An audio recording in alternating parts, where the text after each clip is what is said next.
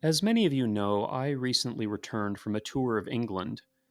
I was there at quite an interesting time. I arrived on the cusp of the historic parliamentary elections that brought Keir Starmer and Labour to power, and returned home scarcely more than a week ahead of the Southport stabbings of July 29th, which plunged the country into weeks of riots over the problem of unchecked migration.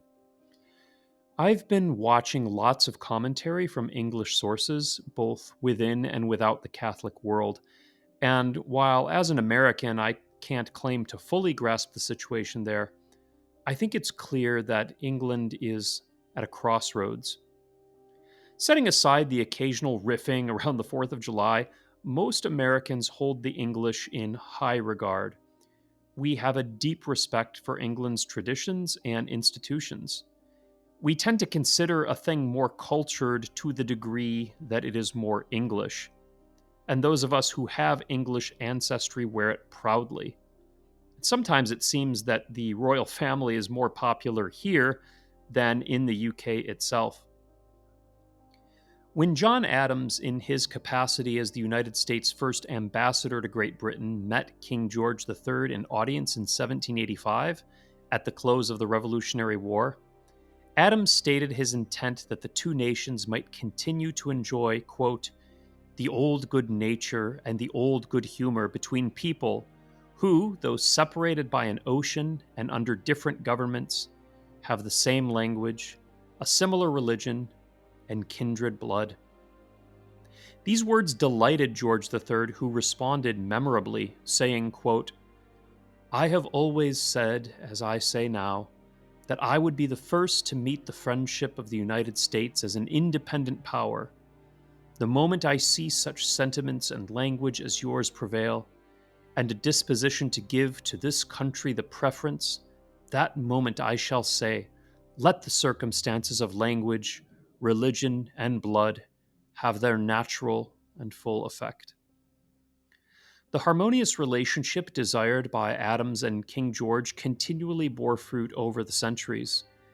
The United States and England have worked together in commerce, in culture, and in war. Twice, in the bloodiest conflicts the savagery of man has unleashed upon this earth, have Americans and Englishmen fought side by side, Brits and Yankees struggling and bleeding together, farmhands from Minnesota, wage workers of Brooklyn, and the good old boys from Tennessee dying alongside Manchester dock workers, shepherds of Northumbria, and London factory hands in monumental conflicts immortalized by 10,000 veterans' memorials erected in as many English villages and American small towns across the Anglosphere. Our blood, our language, our ideals, our cultures have historically been so intertwined that no American could or should be indifferent to the affairs of Britannia. As Catholics, our gratitude to England is even more profound, for so rich was the faith implanted in that land called Our Lady's Dowry, that at the height of the 13th century, England, a country no bigger than the state of Louisiana, contained around 9,500 parishes and a mind blowing 28,500 chapels. And this isn't counting cathedrals, abbeys, and large minster churches. As I opined in my recent travelogue on England, I have seldom seen a country so naturally Catholic in its cultural mindset. Not in the actual practice of the faith, of course, for England is heavily secularized, but rather in the disposition, the very character of the English people. Their culture evidences a deeply sacramental view of reality. From the English desire to commemorate every historically relevant event with plaque on monument, to the profound localism and particularity that characterizes their society, to the inherently conservative nature of English custom, where an extraordinarily long collective memory sanctifies traditions because that's the way it's always been done. There's a salt of the earth concreteness about English life that I would almost call incarnational. It's evidenced in the way the English live, think, and act. One can easily see the profound role the faith played in shaping the English national character. I am certain that, were England to ever return to the fold, its rich Catholicity could scarcely be matched. Catholicism is stamped on the English mindset. Its voice, long silenced by rack and by rope, echoes yet still in the recesses of England's historical psyche. But England today is not the England of yesterday. The riots reflect a deep crisis in the heart of England. And no, it's not a crisis of the far right, whoever that is. It is a crisis of English identity, a crisis due to the unchecked immigration that is swiftly transforming England into a multicultural hellscape that Englishmen of just 50 years ago would scarcely recognize as their own country. For just as Henry VIII once devoted all his energy towards eradicating the Catholic Church in England, so today's ruling class seems hell bent on erasing English identity. In fact, on obliterating the very concept of the nation state itself. As the feudal kingdoms of Europe gradually transformed into nation states during the 17th, 18th, and 19th centuries, one of the principal ideas guiding this transformation was nationalism. Now, most people today don't know what nationalism is. It tends to be used as a derogatory slur for what used to be called jingoism. That is a hawkish, aggressively saber rattling type of patriotism. And nationalism certainly can be those things. But in its early modern context, nationalism was simply the idea that people of shared culture and language should enjoy their own political autonomy. It was the idea that the welfare of the Germans should be looked after by a German state that was uniquely German in character, or that Serbians should have their own polity representing Serbian interests, Poland for the Poles, and so on. Some European nation states came into existence specifically as nationalist enterprises. Ireland and Greece's independence was secured in the fires of wars waged along nationalist lines. Ireland for the Irish, not the Brits, and Greece for the Greeks, not the Turks. While nationalism, like any ism, can go awry, especially when it views the Catholic religion as hostile to the state, as in Republican Italy, it has nevertheless proven a potent force in modern geopolitics, fusing political power to a people's cultural awareness about who they are. That idea is increasingly contested.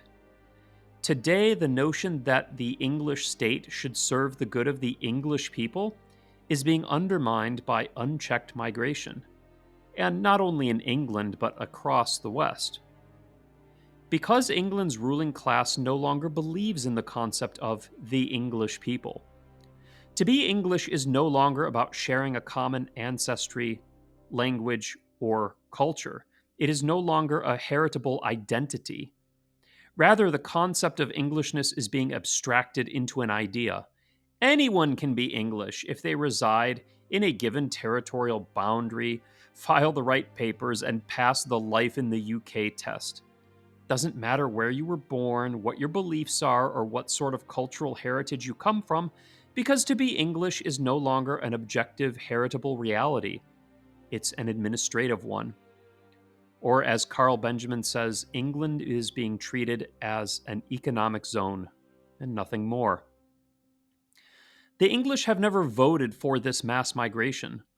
Both the Conservative and Labour governments of the last 15 years have been voted in on pledges to cut migration, but have consistently failed to do so. The detestable Conservatives famously promised to reduce net migration to 100,000, but instead raised it to 700,000 per year. Labour, too, has promised to cut migration, though they have not committed to a goal as of yet and likely will do nothing, especially in light of the riots. And so the migrants keep coming. And the results are playing out before our eyes. The nature of England is changing. Even celebrity atheist Richard Dawkins observed this transformation, recently lamenting the loss of England's Christian culture in the wake of an aggressive Islamicization driven by migration. I too witnessed the changing face of England during my trip on two occasions, once in Acton, a multicultural suburb of London, and once when I got stranded in the town of High Wycombe, a place in Buckinghamshire that could have well been a suburb of Islamabad. Why is this permitted? Why do continuous calls to reduce migration go unheeded? What good has it brought to England? There's no housing. The cost of living is skyrocketing. The English are being pushed aside in their own country. And two-tier Kier applies different levels of policing to English and migrants, crushing English dissent with the full weight of the law while bending over backwards to ensure that migrants don't get their feelings hurt. The fact is, for a long time, the West has been gaslit by the managerial elites who run our society. Any movement towards religious integralism is tantamount to bringing back the Inquisition. Any suggestion that a country ought to preserve its ethno demographic core puts one in the same camp as Austrian painter man. And any pushback against the obliteration of traditional culture, and one is stigmatized with the label far right. Of course, this is all nonsense, and more people are realizing it every day. You see, cultural identity isn't as dead as the elites thought it was. The ties that bind a people to its land are among the strongest in the human psyche. The collective memory of culture militates against self destruction. Action produces reaction. A people with as rich a heritage as the English do not simply acquiesce to dissolving themselves into a multicultural soup. Now, I know some people listening to this are thinking, but the very concept of Englishness is itself a composite reality. For what you think of as the English people are actually a mixture of Britons, Romans, Anglo Saxons, Vikings, and Normans. There's no such thing as pure English. To this I say, of course not. At least if we're talking about raw genetics, but if we broaden our horizons to consider culture, language, and historic ties to the land, then yes, we can speak of a distinctively English people. A man living in the Oxfordshire countryside whose family has farmed the same plot for 10 generations is certainly more English than a Moroccan migrant who stepped off the boat last year. And if you can't see that, then you are quite frankly retarded. We should also consider that the groups mentioned above, the Romans, Vikings, and so on, came to England by way of conquests. And their conquests did, in a sense, bring about the end of the world as it then existed. The Roman invasion brought an end to the way of life known by the Celtic tribes of ancient Britannia, just as the Anglo Saxon invasions brought a definitive end to the lifestyle of the Romano British. The Anglo Saxons, in turn, saw the collapse of their culture in the wake of the Norman conquest, which decapitated Anglo Saxon society by investing Franco Normans in every institution of power. Had the Spanish invasion of 1588 succeeded, no doubt the English world would have been transformed yet again. Each successive people fought to preserve their way of life in the face of foreign conquest because they knew that the arrival of so many foreigners in their land was an existential threat to their way of life. And insofar as they lost those fights, they lost their life ways as well, eventually disappearing as unique peoples. Such things are to be expected in this valley of tears where war and conquest are inevitable features of human existence. But has it ever been heard that a people invites foreigners in, hands over their cities to them, lavishes their resources upon them, voluntarily embeds them in their own land to such a degree that the native culture risks being entirely obfuscated within a few generations? At least Vortigern fought back against the Anglo-Saxons. At least Harold died on his feet at Hastings resisting William. But what can today's leaders of England say?